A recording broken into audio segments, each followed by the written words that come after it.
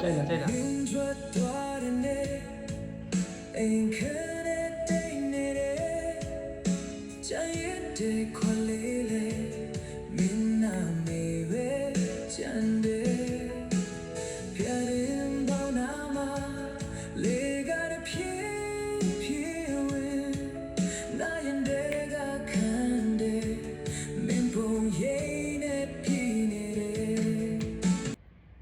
ဒါမျိုးတခြင်းလေးဘယ်လိုဖန်တီးရမလဲဆိုတော့အခုအသေးစိတ်ရှင်းပြပေးသွားမှာဖြစ်ပါတယ်ဒီဗီဒီယိုလေးကခင်ဗျားတို့အကျိုးတစုံတရာရှိမှဆိုလို့ရှိရင်တော့အောက်က comment ထဲမှာ yes လို့ရေးပေးခဲ့ပါကျေးဇူးတင်ပါတယ်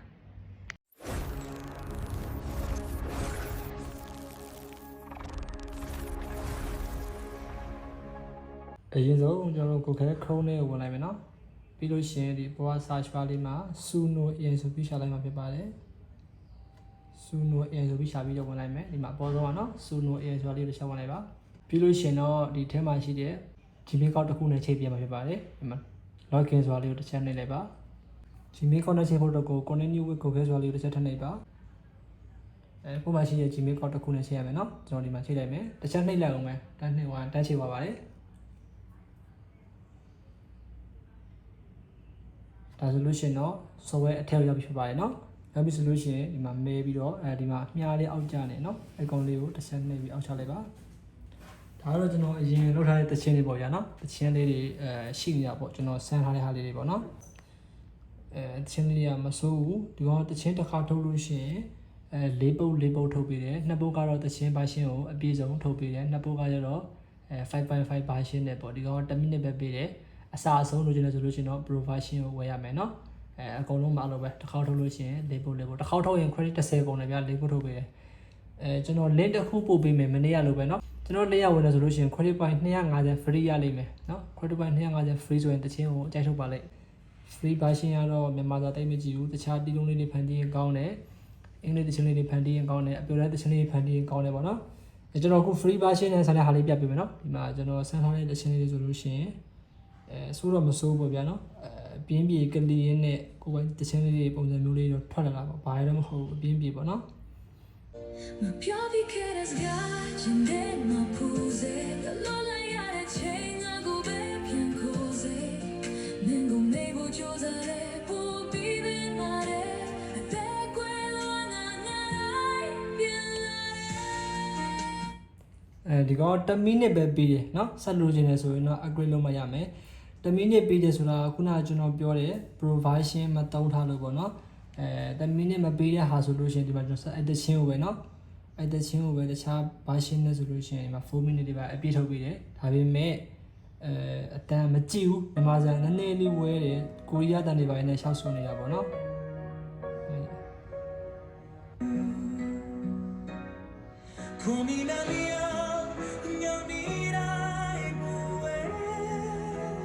ဒါမျိုးကြီးเนาะ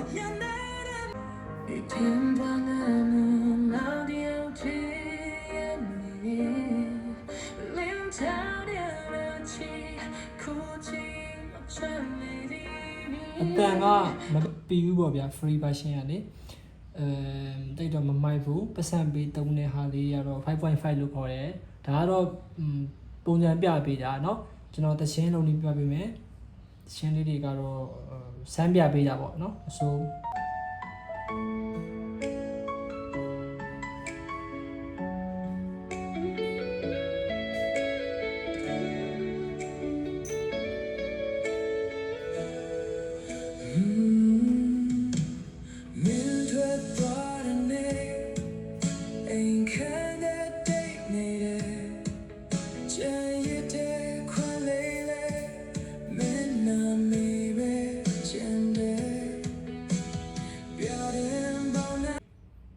အဲ့လိုမျိုးလေးเนาะပြီးအောင်မပေးထားဘူးလိုချင်တယ်ဆိုရင် upgrade လုပ်မှအစားအဆုံးရမယ်ပေါ့เนาะမြန်မာစာအတန်ပြီးတယ်ဒါသူများတခြင်းကို copy ရဟာမဟုတ်ဘူးကိုယ့်တော့ကိုရေးထားတဲ့တခြင်းပေါ့เนาะကိုယ့်ကိုရေးရဆိုတာဂျမန်ကိုရေးခိုင်းတာပဲကိုယ့်ကိုမဟုတ်ဘူးเนาะဒါပေမဲ့မိုက်တယ်ကိုယ်ပိုင်အုံကျူးလို့ပြောလို့ရတယ်ပေါ့เนาะဟုတ်ဆိုတော့သူများတခြင်းကို copy ထားတာမဟုတ်ဘူးဗျာကိုယ် idea ရှိတဲ့ဟာလေးကိုရေးခိုင်းလို့တာပေါ့เนาะဒါလေးဆိုမဆိုးမှကျွန်တော်ထားပြီ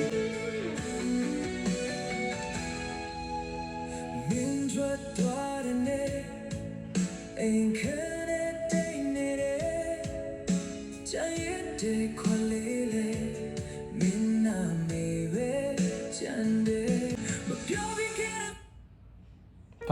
နော်မိုက်တယ် okay ထားပါနော်စပြီးကျွန်တော်လုပ်ငန်းစဉ်ပြမယ်အရင်ဆုံးကျွန်တော်တို့သွားမယ်ဆိုရင် home page ကိုသွားမယ်နော်တချင်းဖန်တီးဖို့အတွက်ကိုဒီမှာနော်အပေါင်းပုံစံလေးကျွန်တော်ပြမယ်အပေါင်းပုံစံဟာလေးတစ်ချက်နှိပ်လိုက်ဒါဆိုလို့ရှိရင်တချင်းဖန်တီးမယ့်နေရာရောက်သွားပြီနော်ပုံမှန်ဒီကောင်က simple ရှိမယ်နော် advanced ဆိုနှစ်ခုရှိမယ် simple ကတော့ဘာမှမသိတဲ့သူတွေ beginner တွေပေါ့နော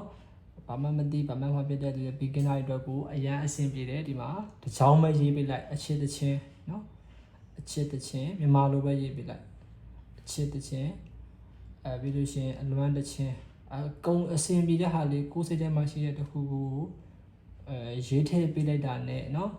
ဒီကောင်ကသူ့ဘာသာသူတချင်းတစ်ပုဒ်ကိုထုတ်ပေးတယ်တချင်းတစ်ပုဒ်မဟုတ်တစ်ခေါက်ထုတ်လို့ရှိရင်၄ပုဒ်ဗျာခုနပြောလို့၄ပုဒ်ထုတ်ပေးတယ်နှစ်ပုဒ်က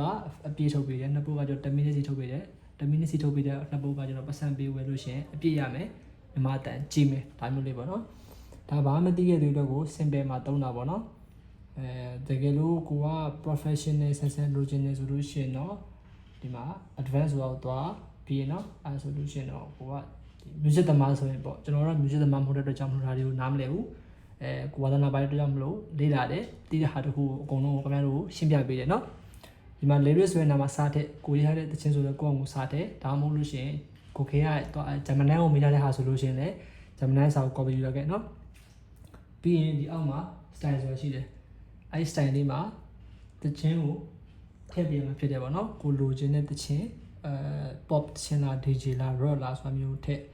်ပြီးလို့ရှိရင်တခြင်းရဲ့ beat per minute BPM တွေပါအကုန်လုံးထည့်လို့ရတယ်ဒီလိုဂျမနန်ကိုရေးထားဆိုလို့ရှိရင်လည်းသူကထုတ်ပေးတယ်အကုန်လုံးဒီပါတယ်ပေါ့ instruction လေးအကောင်လေးကိုထည့်လို့ရှိရင်မ piano နဲ့တီးမလား guitar တီးမလားဘာညာအကုန်ရွေးပြီးတော့ပေါ့နော်ထည့်လို့ရှိရင်ဒါတခြင်းရပြီတန်စင်ပုံစံမျိုးပေါ့ရပြီပေါ့နော်ကိုယ့်အကိုတန်ဖမ်းမိသားအတန်ရှိရဆိုလို့ရှိရင်လည်းဒီမှာအတန် audio upload နဲ့ထည့်လို့ရတယ်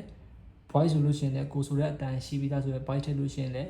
တွဲပေးတယ်ပေါ့ဗျာနော်ပို့ပြီးတော့အဲဆိုရင်ကိုလိုချင်တဲ့ပုံစံမျိုးကိုကွက်တိရတာပေါ့နော် voice ဖြစ်ဖြစ်ဒီဟိုဖြစ်ဖြစ်ထည့်ပေးလို့ရတယ်ဒါတော့ 4.5 version နဲ့ပေါ့နော် pro version ဝင်တော့ပတ်စံပေးရတယ် pro version ကမြန်မာစာအတန်လေး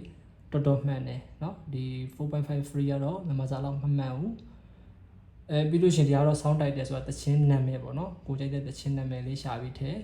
်ပြီးလို့ရှိရင်ဒီကောင်ကတော့မသိမ်းမှလည်းဆိုတာမျိုးမေးရပါเนาะ more option ထပ်နေတဲ့ဆိုလို့ရှိရင်လည်းဒီကဒီမှာကောင်လေးတန်လားကောင်မလေးတန်လားတခါတည်းခွဲလို့ရတယ်ပြီးလို့ရှိရင်တော့အကုန်လုံးထည့်ပြီးအောင်မှာ generate ကပေါ်လာလိုက်မှာဗျာเนาะအကောင်လေးထည့်တယ်ဥပမာကျွန်တော်ဂျာနယ်ကိုသွားမယ်စုနမတချင်းထုတ်ဖို့တော့ကိုတချင်းတပုတ်အစားအဆုံးရေးပေးပါเนาะ instruction ဘာညာပါပါစေဆိုပြီးတော့ပို့လိုက်ပါ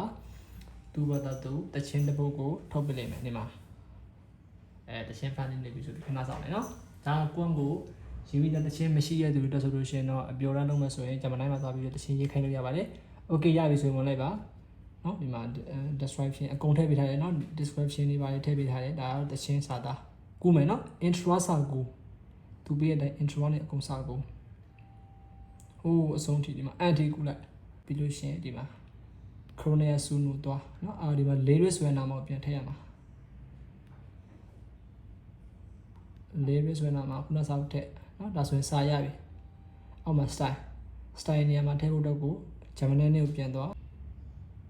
style on music ကွာထဲမှာအောက်ပါအတိုင်းထည့်ပေးပါเนาะအကုန်ရေးပေးထားရเนาะဒီမှာဒါလေးကို copy ကူးမယ် copy ပြီးလို့ရှိရင်Chrome ပြန်သွားဒီမှာ style မှာပေးချလိုက်ဒါဆိုလို့ရှိရင် style ရပြီเนาะ Burmese model pop rock emotional เนาะရပြီ BPM 90 BPM နဲ့เนาะဆိုလို့ရှိရင် lyrics ရပြီstyle ရပြီ option ကသူကောင်လေးနဲ့ဆိုမှလားကောင်မလေးနဲ့ဆိုမှလားတော့ကိုလည်းမသိဘူးဒီမှာကိုရွေးပေးလို့ရတယ်ဘာရွေးလဲကောင်းလဲကြားလေးတန်ထည့်လိုက်မယ်เนาะvoice ကတော့မရှိဘူးကျွန်တော်ဒါအစမ်းပြတာဆိုတော့ဒီကောင်လေးမထည့်တော့ဘူးပေါ့နော်။ဖမ်းပြီးသားအတန်ပညာမရှိတော့ audio upload ပညာမထည့်တော့ဘူး။ကိုကတော့ဒီမှာစာသားတွေပြန်စစ်ချင်တယ်ဆိုလို့ရှိရင်တော့ lyrics ကဒီမှာမြားလေးအဲ့ရလေးနှစ်ချက်နေလို့ရှိရင်ဒီကောင်တချင်းကိုပြန်ပြပေးတယ်။ခါကျရင်စာသားစလုံးပညာမှားတဲ့ high ပတ်တက်တယ်အဲ့ဒါလေးပြန်ဆက်လိုက်ပေါ့နော်။အကုန်မှန်တယ်ဆိုတဲ့ခါကျရင်တော့အကုန်ဆုံးပြီဆိုတဲ့ခါကျရင်အတန်လည်းရေးပြီးွယ်ဆိုတဲ့ခါကျရင်တချင်းနဲ့မဲ့ပေးလိုက်အောင်ချစ်ပေါ့ဗျာအလွယ်ပေးလိုက်မယ်နော်။ပြီးရင် style lyrics ရပြီဆိုလို့ရှိရင်craze ဆိုတာလေးကိုတစ်ချက်နှိပ်လိုက်ဒါဆိုလို့ရှိရင်ခဏဆောင်သူတော့နှစ်ပုတ်ပဲပြပေးတယ် auto လုံးမယ်ဆိုတော့လေးပုတ်ပြတယ်ဒီကောင်ကတော့ advanced နဲ့သွားတာမလို့လားမသိဘူးเนาะ custom 1နဲ့သွားဆိုတော့နှစ်ခုပဲပြပေးတယ်တခါတည်းအပြီးထုတ်ပေးမှလားမသိဘူးဟုတ်တယ် တစ်ခေါက်ထုတ်ရင် point ရ10 point ကုန်ပါတယ်နော်ကျွန်တော်ခုန90ရှိတယ်ခု60ပဲရှိရတယ်ကျွန်တော်ဒီမှာ invite link လုပ်ပြီးတော့လေ invite friend link လုပ်ပြီးတော့ကျွန်တော်တငယ်ချင်းတွေကိုကျွန်တော် link တစ်ခု share ပေးရဆိုရင်ခင်ဗျားတို့အဲ့အနေဝင်နေဆိုရင်ခင်ဗျားတို့ point 250ရလိမ့်မယ် free အဲ့ဒါဆိုရင်တချင်းတွေအကြိုက်ထုတ်လို့ရပါတယ်ကျွန်တော်ဒီ video အောက်မှာ comment ထဲမှာ link ချပေးလိုက်ပါမယ်เนาะဒါမဟုတ်လို့ရှိရင်မတွေ့ဘူးဆိုလို့ရှိရင်လည်းတောင်းလိုက်ပါဒါဆိုရင်တော့အောက်ကဟာလေးပြပါပြီเนาะဝိုင်းလေးအပေါ်ဟာလေးကိုကြံသေးတယ် okay အောက်ကဟာလေးကိုအရင် play ကြည့်လိုက်မယ်เนาะ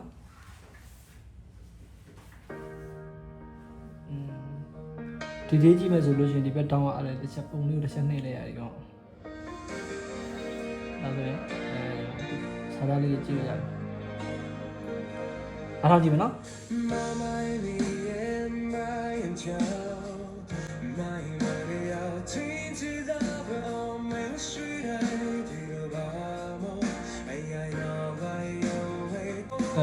မြန်မာစာအတန်ကိုခုနကပြောလို့နော်တိတ်မပြီးဘူးပေါ့နော် free version ကpro version တော့တော်တော်လေးပြီးတယ်ဒါပေမဲ့ဆန်းတော့ဆန်းကြည့်လို့ရတယ်ပေါ့နော်နောက်တစ်ခုပေါ့ဒါခုန play boy ဒီကောင်လေး play လိုက်မယ်ဒီဒီကြီးမှာဆိုရင်ဒီဘက်တောင်းဟာလေးကိုအိမ်မှာလို့ဆက်နေလိုက်စမ်းတက်ပြပေးတာဒါကျွန်တော်ကိုယ်တိုင်ရေးတဲ့တခြင်းလည်းမဟုတ်ဘူးခုနကဂျမနိုင်းကိုသွားပြီးတော့ခဏလို့ရှိမှပဲထုတ်ခိုင်းတဲ့တခြင်းလေးပေါ့နော်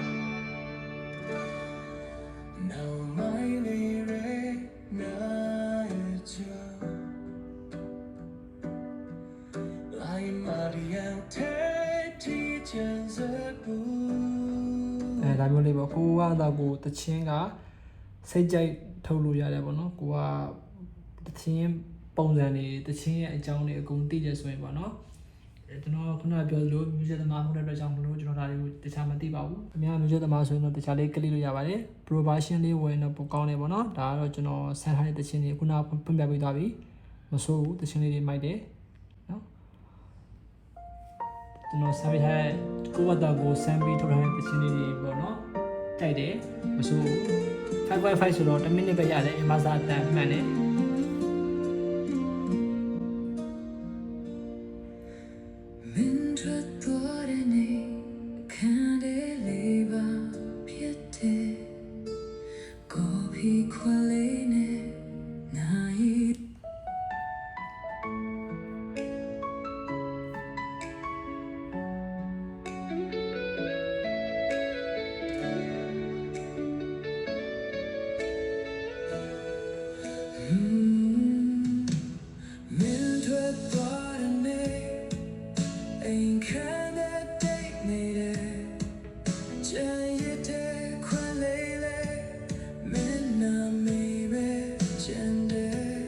ဒီဗီဒီယိုလေးကခင်ဗျားတို့အကျိုးတစုံတရာရှိမှဆိုလို့ရှိရင်တော့အောက်က comment ထဲမှာ yes လို့ရေးပေးခဲ့ပါ